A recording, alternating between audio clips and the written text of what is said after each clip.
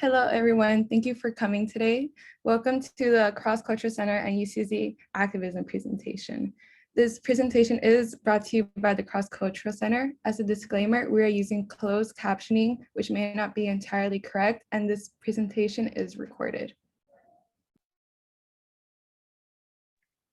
Before we get this presentation started, we wanted to start off with a land acknowledgement. UCSD resides on the unceded territory of the Kumeyaay Nation. The UCSD community holds great respect for the land and the indigenous people that first resided where we are currently located.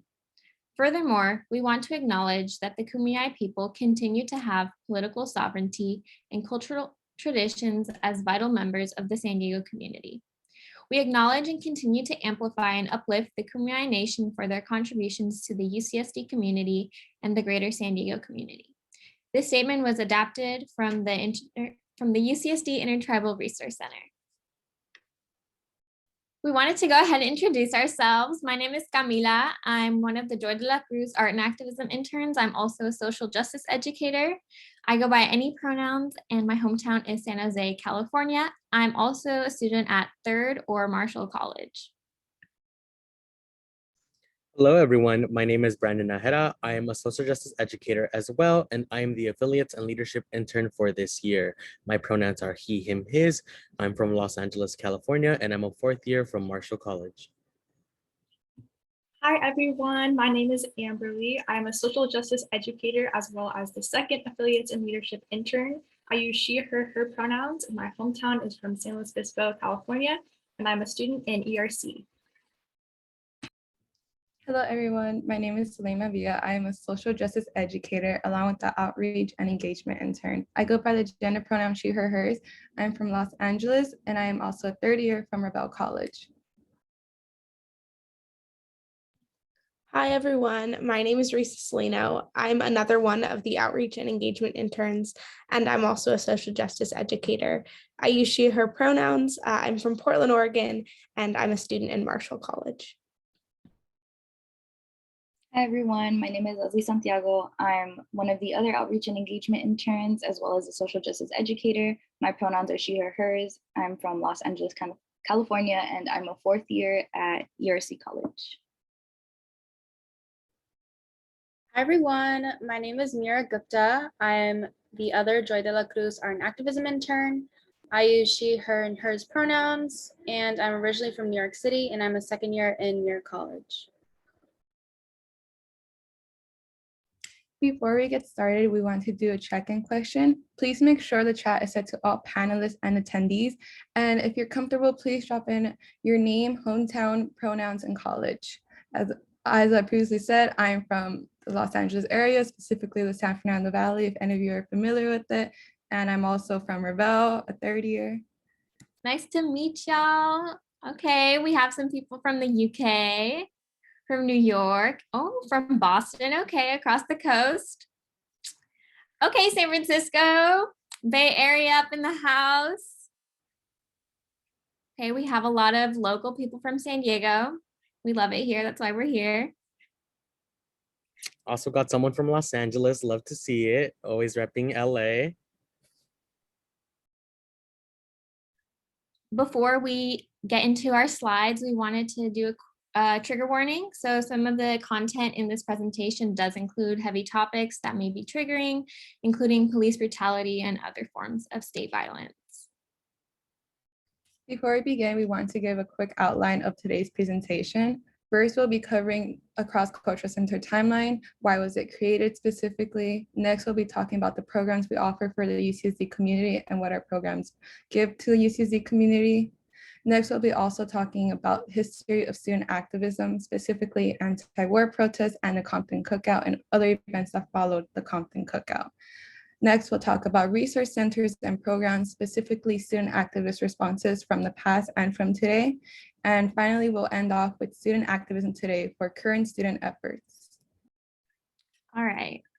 Reminder that in this slide, I will be including a trigger warning because some of the content includes topics like police brutality.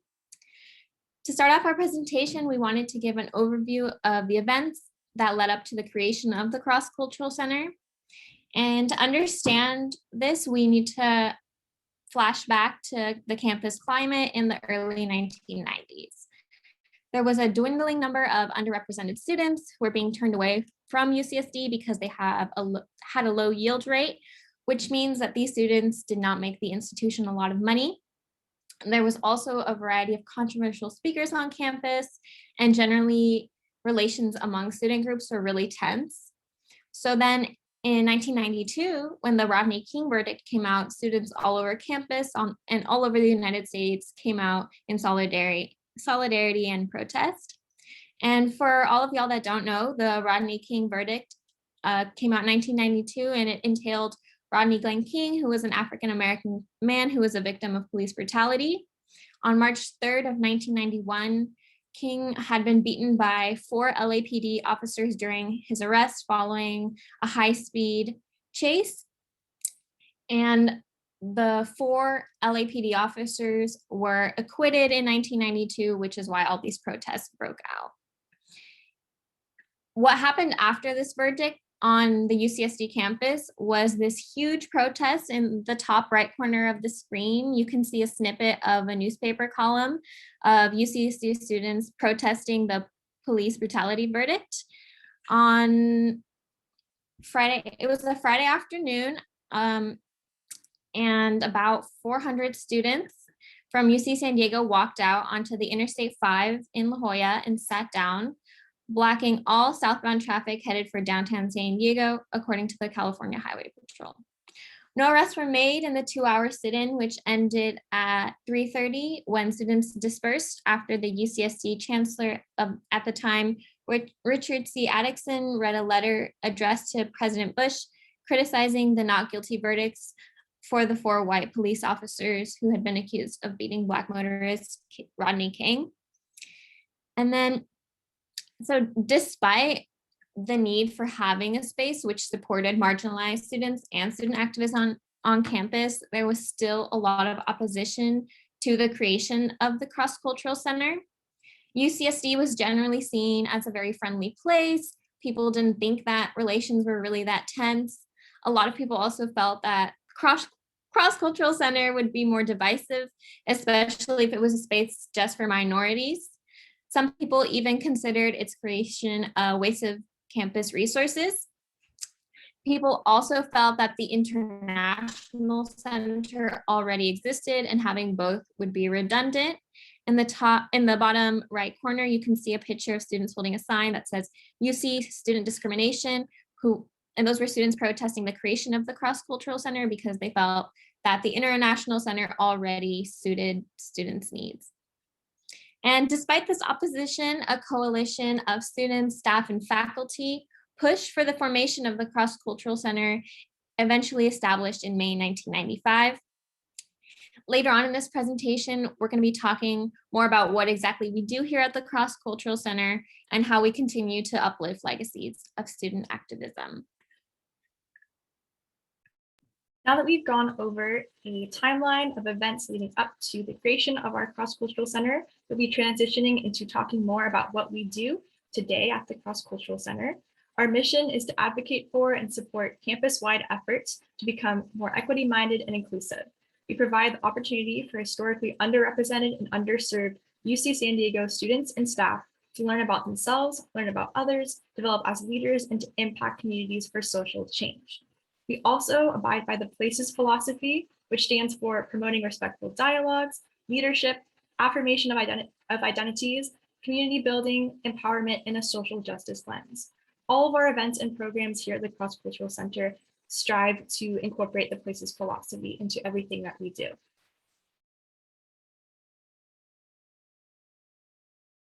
Here are some of our programs that we offer here at the Cross-Cultural Center. As of now, due to current campus-wide policies regarding COVID, they will all be virtual for the fall quarter. We hope that potentially in winter and spring, we will move to a hybrid model, but for now, these are all going to be virtual. We have a variety of different programs. First up, we have our intern-led social justice educational webinars. These are put on by the interns themselves, so us, and they are typically an hour long. They're very highly interactive and engaging. And past examples include one program such as the Astrology and Social Justice webinar that happened last year. We also have art receptions, which highlight queer and trans Black, Indigenous, people of color artists from the local San Diego community. These are also very engaging and interactive, and we highly recommend that you check them out to learn more about some very talented artists we have here locally. Another great program that we have are our SIP programs, or student initiated projects. These emphasize social justice work within careers and workforces. These are also put on by interns and are accumulation of research that is done over a quarter or multiple quarters. And the interns work in coordination with UCSD staff and faculty to conduct this presentation.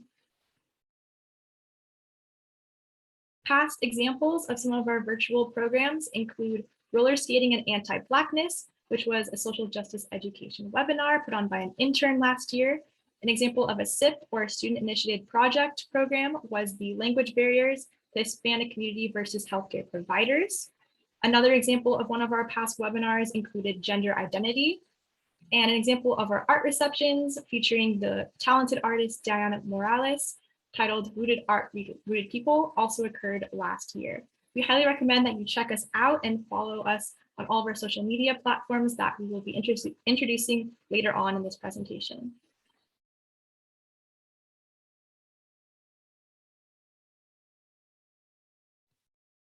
Here are some pictures of our center on campus.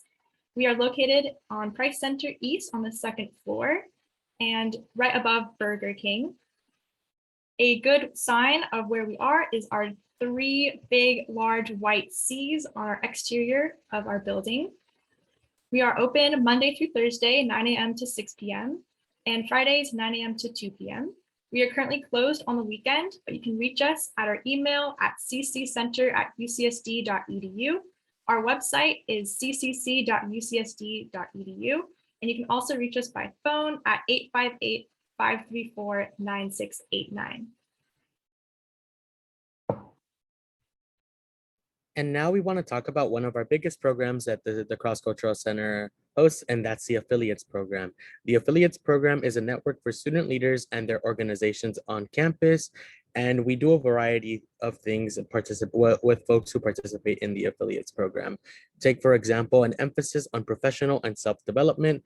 As someone who participates in the Affiliates Program with my organization, the CCC and the Cross-Cultural Center definitely has a big emphasis on wanting to translate the work that you do with an organization into this professional setting and this experience in the workforce. So take, for example, when you do work with the affiliates or any organization, a lot of it has to do with leadership roles. And sometimes it may be challenging to learn how to translate what that means to be a leader and the work that you do. But the CCC and the Cross-Cultural Center helps a lot with translating what it means to participate in an organization and use that for resume building.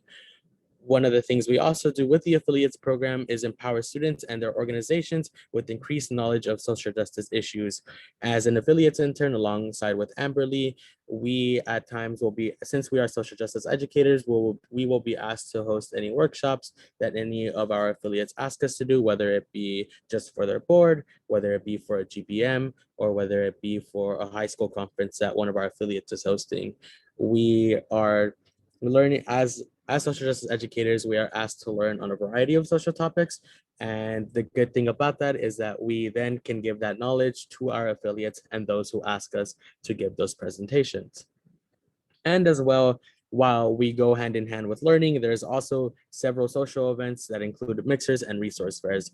There's a lot of examples of these happening pre-COVID, and they were definitely, as someone who participated with them, were definitely very exciting because you could see all the affiliates and get to talk to them and learn about everyone. Because sometimes, you don't know who is participating with the Cross-Cultural Center, but you go to a mixer and you go to a dinner and you're like, wow, like they do some great work too. Like maybe we could collaborate with them. So just to quickly break down, we do have 18 affiliates currently with the Cross-Cultural Center, and I'm gonna go through who they are. So first we have APSA, the Asian Pacific Islander Student Alliance. We have Celebrate. We have BSU, the Black Student Union. We have KP, which is Kaibigan Filipinao. We have MECHA, Movimiento Estudiantil Chicanx por Activismo. We have MSA, the Muslim Student Association. We have MSU, the Mixed Student Union. We have NASA, the Native American and Indigenous Student Alliance. And if we go on to the next slide, we also have OPRA, the Outreach for Prisoners Through Reform Advocacy, PUSH, a Filipinao Undergraduate Society for Health, QDPOC, Queer Trans People of Color, SAMI, Students Against Mass Incarceration, SJP, Students for Justice in Palestine, SPS, Society of Physics Students at UCSD, SSC, the Sustainability Collective, USI, Underground Scholars Initiative, WAMI, Women and Minorities in Economics, and We Care, Women Empowerment Through Collaborations, Awareness, and Resources for Education. I know that I rushed through them, so if you want to know anything else about our affiliates, definitely reach out to the Cross-Cultural Center and we can get that information to you. But if you're interested in becoming an affiliate with the Cross-Cultural Center, then there's a few steps that you have to follow to make sure that you could do that. First is make sure that your organization is registered under CSI. CSI stands for the Center of Student Involvement. If you don't know where that is, we are located on the second floor of PC and CSI is directly above us on the third floor. So if you ever need to find them, you can definitely go do that, but you could do that online as well if you want to register your org. Pretty simple process and you can do that online. But next, you have to ensure that your organization is abiding by the places philosophy that Amberly touched upon at the beginning of the presentation. Of course, if you need a rundown of that, you can reach out to us and we can give you that breakdown of what you have to do and what places is. But then lastly, you have to shoot an email to cccenter@ucsd.edu and let us know that you want to be an affiliate so we can get that process started for you. But if this definitely interests you, whether you want to be an affiliate or you want to participate in one of the affiliate organizations that we already have, you can definitely check us out and we can give any of that information that you'd like.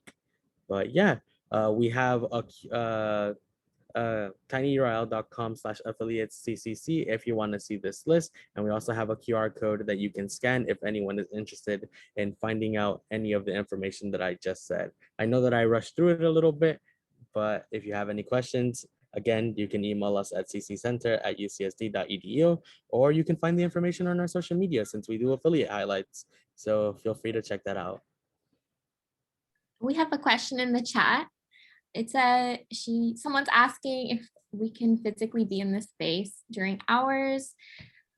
And the answer in chat. At this time, our events are virtual, but you are welcome to come and visit this evening in this space. Thank you for that question and your answer, Camila. Next up, we will be highlighting our Alumni Roots program. This is an excellent resource and program that we here at the Cross-Cultural Center put on. This is a chance for you and students to connect with alumni and learn from people utilizing social justice education within their careers. If you're interested in having a mentor or becoming a mentee, you can also join our Facebook group called Help Us Grow or HUG through this QR code on the right side of the screen, or the Linktree, which is Linktree/UCSD/CCC Alumni Roots. Some examples of past programs we've had with alumni feature social justice in STEM, social justice in art and multimedia, social justice in law, as well as many others. And these alumni table talks are usually an hour-long panel with different CCC alumni or UCSD alumni talking about how they are helping to incorporate social justice work and education within their professional lives. As we've previously mentioned, all of our programs for fall quarter will be happening virtually. This is excellent because we have very many different social media pages, including Facebook and Instagram and YouTube, where we post educational content, as well as blogs, virtual art galleries, and more. An example of one of the educational content that we produce is the Powtoon videos, which are short 5-minute videos produced by the interns. They are animated and they are called Breaking It Down with the CCC.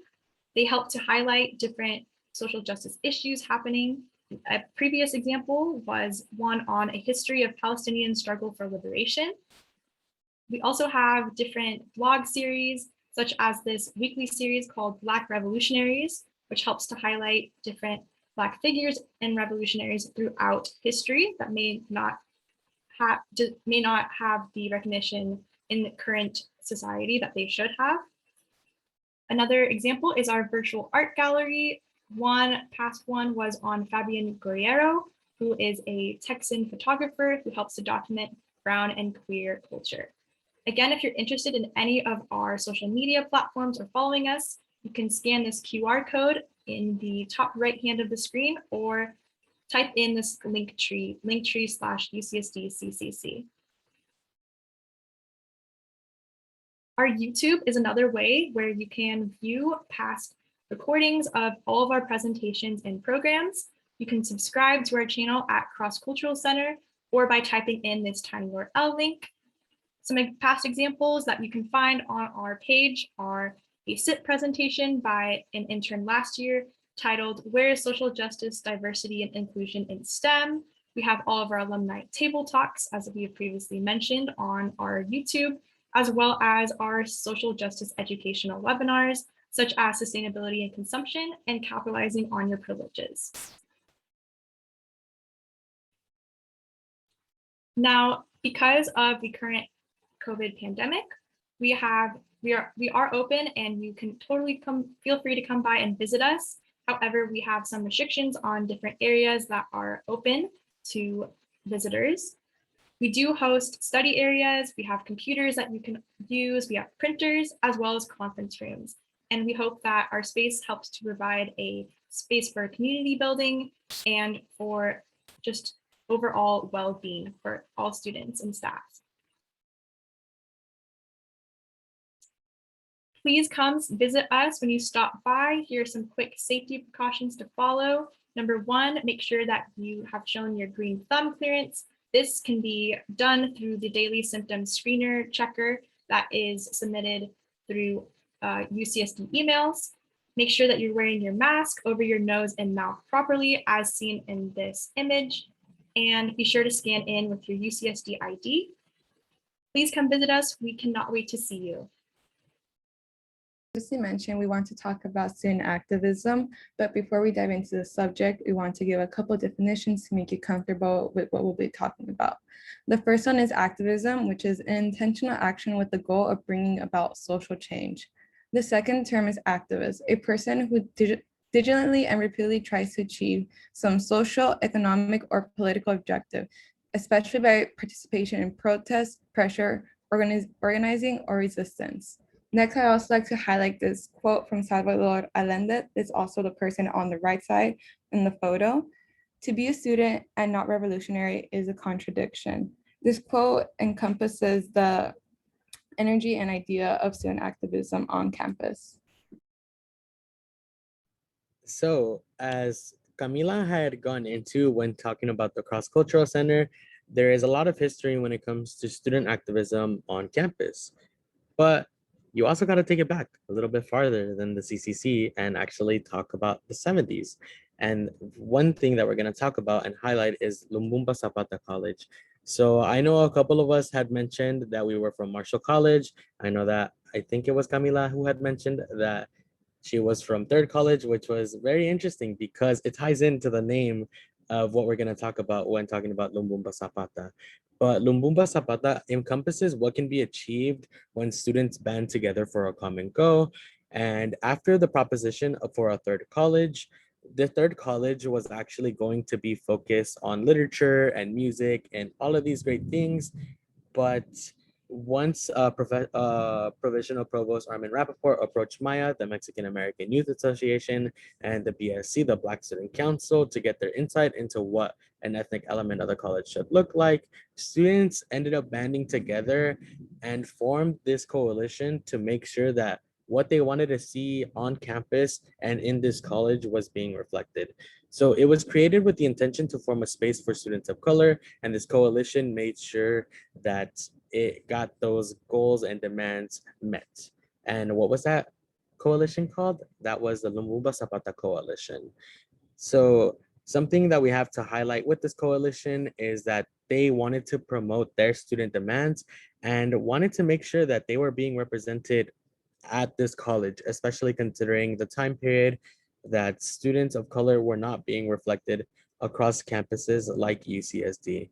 Many of the demands that they had made were talking about making the college look like the style of like Spanish artists and as well as like Black artists, and also just having relevant material to the students there. So what they did, they had a various walkouts, they had various sit-ins, they talked to administration, they wrote demands, and they had this conversation with the university to make sure that the Lumumba-Zapata College was being created. While the college was created and is now known as Marshall College, it kind of was a weird stalemate between the university and the coalition, as students wanted to see this happen, but the university thought it was very radical. But when MLK was assassinated, the school started to agree that maybe something of like MLK should be reflected on the campus to pay tribute to him. But it ended up paying tribute to Thurgood Marshall College, and it resulted in the creation of Third College. And many of the demands were met, but there's still many that are still being fought for as we talk about today, as literally in 2020, Marshall College celebrated its 50th anniversary, and we are still having that conversation on how the college could represent and live up to the legacy of the Lumumba-Zapata Coalition.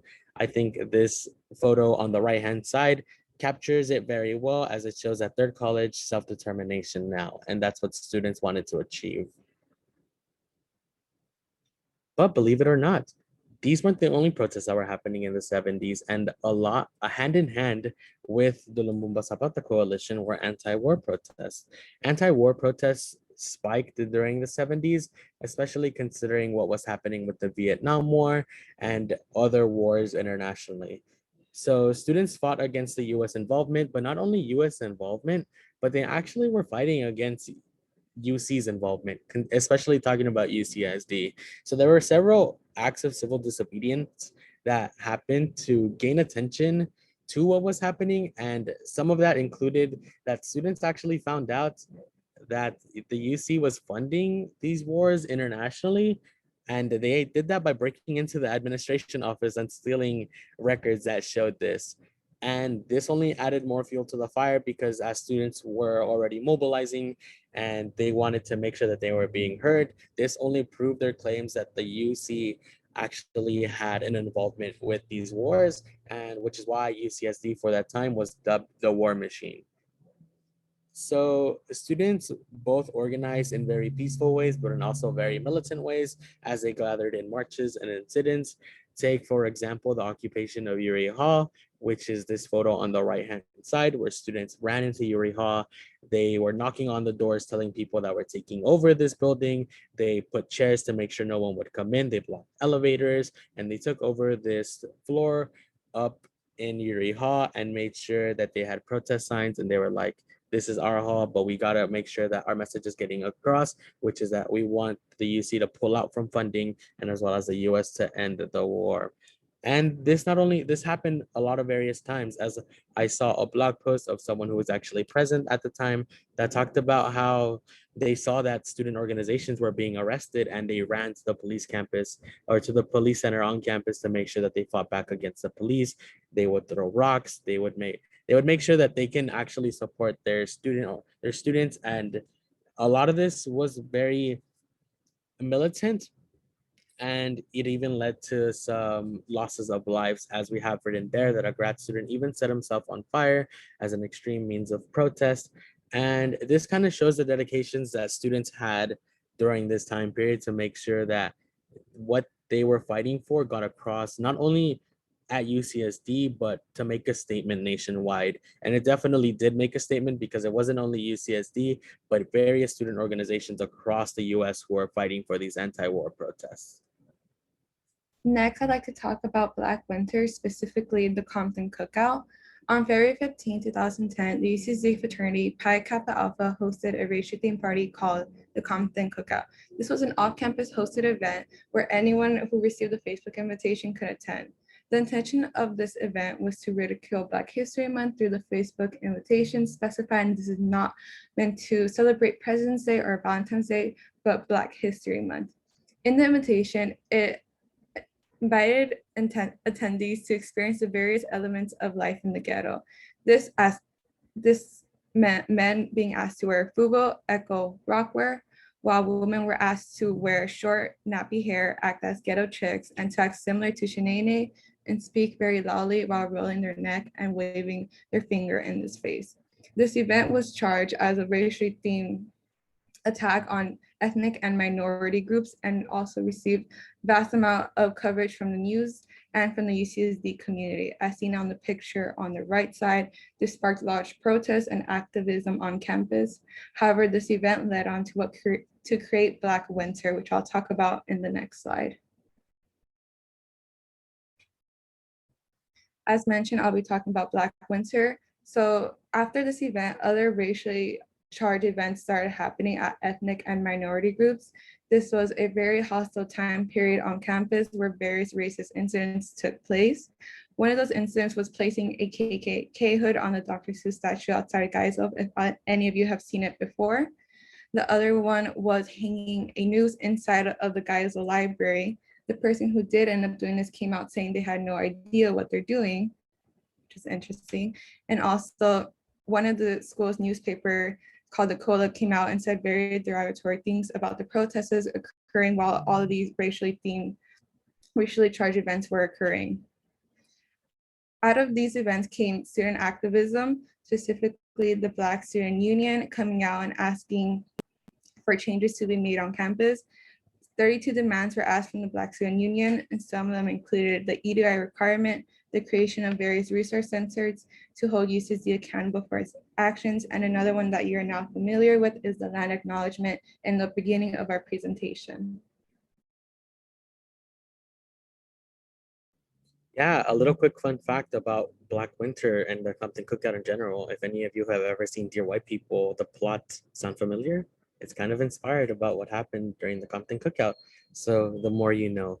But now going away from a very historical lens and kind of bringing it back to today, student activism is still very prevalent today here at UCSD.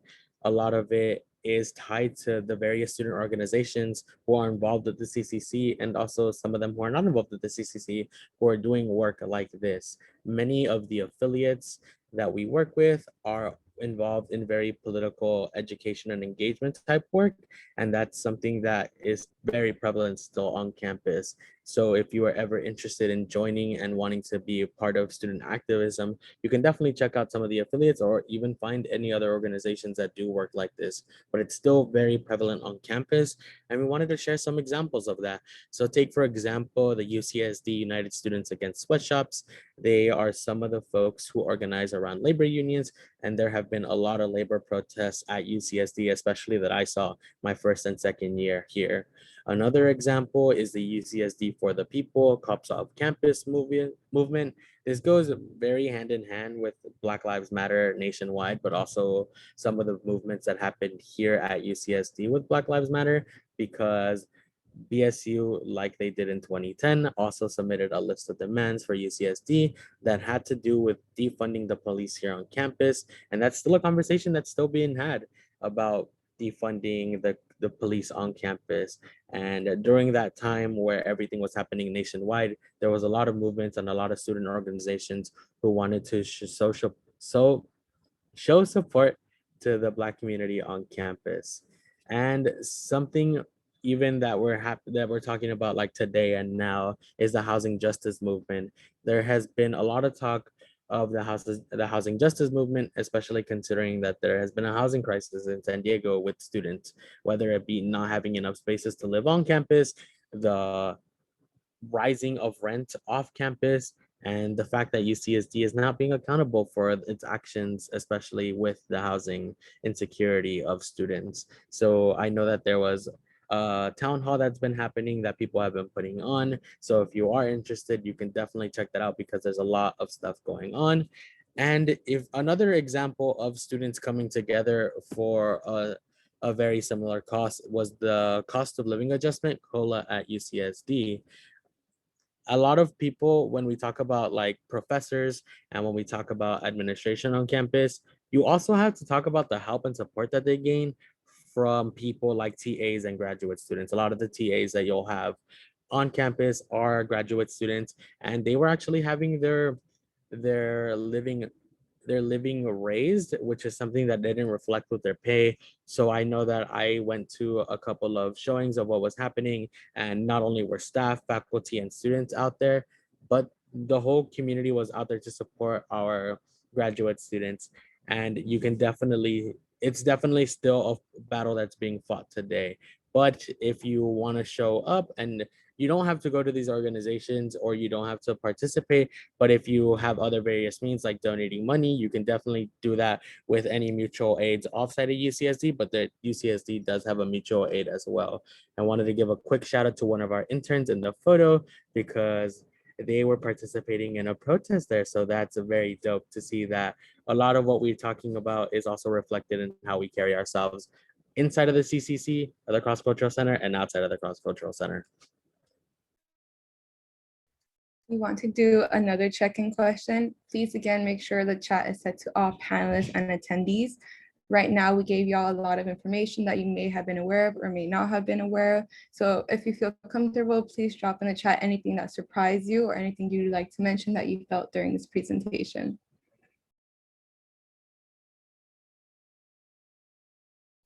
I know I learned a lot doing this and working on this presentation, and I was super surprised to learn about, for example, that grad student who set himself on fire and ended up passing away.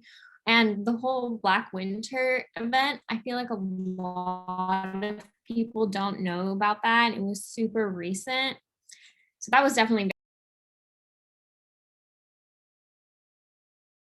Personally, for myself, during my first year, when I learned about this, I was taken back specifically by the same thing Camila said of the students in on fire, because I'm from Ravel and I walk in that plaza every day, and I was surprised that that event happened there along with the Compton Cookout too. Yeah, I agree with what someone said in the chat right now, that honestly, most of what we talked about surprised me as well. I know that when I first started learning about it, it was definitely a lot of information to take in. But even with what we covered, there's still a lot more examples of student activism historically and present that we didn't even mention. So if you're interested, you can definitely continue to expand your knowledge about that because there's a lot to learn about UCSD. And hopefully what we're saying isn't to shy you away of UCSD, but it's just more to keep an open mind about what we see and experience here at UCSD. So hopefully y'all are interested in learning more. Someone typed in the chat, I know a lot of elders / older folks who organized and were part of the movements you all mentioned, and I would love to continue expanding my understanding of those events now that I'm here as a student. That's awesome. It's so cool that you know people who were actually a part of those movements. That's super cool. And yes, definitely there's a whole bunch of different opportunities for students to organize and rally and work on social justice education. Actually, if you're interested in social justice education, we have this internship program. Our applications come out at the end of this year. So if you're interested in that, go ahead and apply. We will be transitioning and talking about the campus community centers and programs here on campus that are accessible to us all. These were a direct result of a lot of student activism and staff activism and other forms of activism, which is another really cool part of what we have here on our campus. First community center that we have is the Black Resource Center. Their motto is scholarship, leadership, and community. They were established in 2013 and help to emphasize the Black experience for all UCSD students. You can find them at Suite 202 of the original Muir Student Center, right above the food co-op. We also have the LGBT Resource Center, which stands for Lesbian, Gay, Bisexual, Transgender Resource Center. This was established in 1999 and explores sexual and gender identities, practices, and politics. You can find them on the top floor between Mandeville Center and the original Muir Student Center. Another great campus community center is the Women's Center. The Women's Center was established in 1996 and focuses on the experiences of diverse women. You can find them on the second floor of the original Muir Student Center, directly above the Blue Pepper Thai restaurant. A quick note, all three of these centers are very close in proximity to each other as they are all in the original Muir Student Center. Here are some more examples of our community centers and programs. An example of one of our programs and services on campus is APAMETA Programs and Services. APAMETA stands for Asian Pacific Islander Middle Eastern Desi American, and they aim to provide community and retention support for students in APAMETA communities. They currently do not have a physical space on campus, but feel free to check them out at their website, apameta.ucsd.edu. This is also, APAMETA is one of the most recent additions to community centers and programs, which was established in 2016. Another campus community center is the Intertribal Resource Center. This was established in 2011 and aims to support and create community for Native American students, faculty, and staff. You can find them on the second floor of Price Center West, right above the restaurant Rubio's. Another great resource center is the UC San Diego Raza Resource Center. Their mission is to connect around intersectional Chicanx and Latinx identities and culture, and they are found on the first floor of Student Services Center. Last but not least, we have our very own Cross-Cultural Center. We were established in 1995, and please come check us out. We're on the second floor of Price Center East, right above Burger King. For a QR code to all of the direct links to all of the websites for our community centers and programs, you can scan this QR code or type in this tiny URL link, tinyurl.com/UCSD resource centers. Here are a few more resources and programs that we have on campus. First up, we have SPACES, which stands for Student Promoted Access Center for Education and Service. This is a student-run space which focuses on its access, retention, and community. You can find them on the second floor of Price Center West, right next to the ITRC or Intertribal Resource Center. A great part about SPACES is they have an excellent program accessible to all students for free textbooks. I recommend you all check them out. They are super cool and are doing incredible work here on campus. Another awesome resource we have is the UC San Diego Career Center, which helps to provide support and guidance for career paths, resumes, jobs, and everything in between regarding future goals and jobs. You can find them on Library Walk right next to the Student Health Services building. We also have our UC San Diego International Students and Programs Office, which helps to support and provide community for all international students. They're located at Student Center B in Muir College. Again, if you are interested in any of these programs or resource centers, you can scan this QR code or type in this tiny URL link, tinyurl.com/UCSD programs. We have another check-in question for y'all. What resource centers and programs are you most excited to learn about? Make sure, again, to set your chat to all panelists and attendees so we can all see what you say. I know I'm super interested in checking out the Raza Resource Center. I'm a second year, but because of the pandemic, I wasn't able to find out all the information and about all the centers last year. So I'm definitely super excited to check that out. We have some people typing in the chat. Someone's excited to visit the Women's Center. Definitely. Yes. Love to learn more about what happens at Mutual Aid UCSD. We're actually going to be talking a little bit more about that in the next few slides.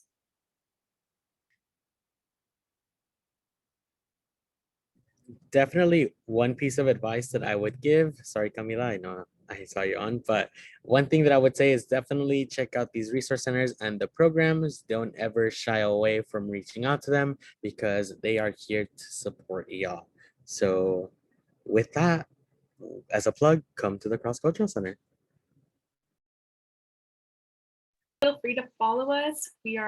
Our email is cccenter@ucsd.edu. You can follow our Instagram page. Our handle is @UCSD Cross-Cultural Center. Our Facebook page is facebook.com/UCSDCCC. You can follow and subscribe to our YouTube channel at tinyurl.com/UCSDCCCYT. And also you can have access to our e-newsletter, which is at tinyurl.com/CCCE-news. A quick note, if you're interested in becoming an intern for next year, applications come out in November, and be sure to be following the Instagram page as well as our e-news for more updates on that specific application. Again, we have our QR code for links to all of our social media up in the left-hand corner and our link tree as well. All right, so we make sure to check your emails for our social justice landmark map. Shout out to Risa, Leslie, and Mira for working on that. We're also going to drop it in the chat right now if y'all want to check that out, where we highlight some important landmarks on campus that you might not have known about. We are going to, on the map, I'm pretty sure it highlights the Chicano Legacy Mural, the May 1970 Peace Memorial, the original Student Services Center, the Black Legacy Mural, Library Walk, the Sojourner Truth Statue, the Cross-Cultural Center, of course, and Price Center. And then you can see that there's a QR code at the bottom right corner of the screen. The QR code links to a variety of on-campus resources. So if you want to take a moment and scan that, the link will take you to, it includes links to Care at SARC, which is the Sexual Assault Resource Center, Undocumented Student Services, Career Services, Spaces, which stands for Student Promoted Access Center for Education and Service, OASIS, which helps with the Summer Bridge program, some of y'all may be familiar with, as well as links to all of our other sister campus community centers, including the Intertribal Resource Center, the Black Resource Center, the LGBT Resource Center, the Women's Center, the Rasa Resource Center, and APIMEDA, which is the Asian Pacific Islander, Middle Eastern, Desi American Programs and Services. They currently do not have their own physical space, but they're currently working out of the CCC. We also included a variety of mutual aid orgs from the broader San Diego area. If you want to check those out, they're super amazing, and most of them are run by community members. We also included a free student resource guide made by students for students. There we included information about basic need support, housing resources, food and nutrition, academic support, financial support and scholarships, as well as community centers and student orgs, legal support, transportation, disability resources, and more. So if you ever need anything, you can check out that QR code or email us at cccenter@ucsd.edu. So in these next few slides, I included pictures of the different landmarks that are going to be on the social justice map. I included them. Maybe it'll spike your curiosity a little bit and motivate you to visit them whenever you have time. You can check them out, walk around campus. We have the May 1970 Peace Memorial, which we mentioned earlier. There was a grad student who had set himself on fire as a form of protest against the war, the Vietnam War. And the Peace Memorial was made in his honor. And I'm pretty sure that's in Revelle College. Sulema mentioned that earlier, that she walked by it all the time. We have the Chicano Legacy Mural, which is located in Marshall College. We also have the Black Legacy Mural, which is located in Price Center. And of course, our original student services, which house the Black Resource Center, Women's Center, and LGBT Resource Center. Those are going to be in Muir. On our next slide, I've included pictures of the Sojourner Truth statue, which is also in Marshall College. On the right, you can see pictures of Library Walk and of Silent Tree. Silent Tree was an art installation installed in its meeting point for a lot of different protests on campus. Of course, we have to include pictures of Price Center. It's the hub of UCSD. There's food, it's a place for students to hang out and chill. And of course, the Cross-Cultural Center. If you're ever in Price Center, please come by to visit us. You will see us. We have 3 giant C's in front of our lobby. So yeah, come check us out. Thank you so much for joining us in this presentation today. We're so excited to share all this information with y'all. And again, we hope you come visit us. We'd love to have you in the center. And yeah, we'll answer questions for a couple of minutes. But yeah, thank you all for coming to our presentation. Hopefully y'all learned a lot, and thank you so much for sticking around, especially during Welcome Week and giving us your time. We appreciate it.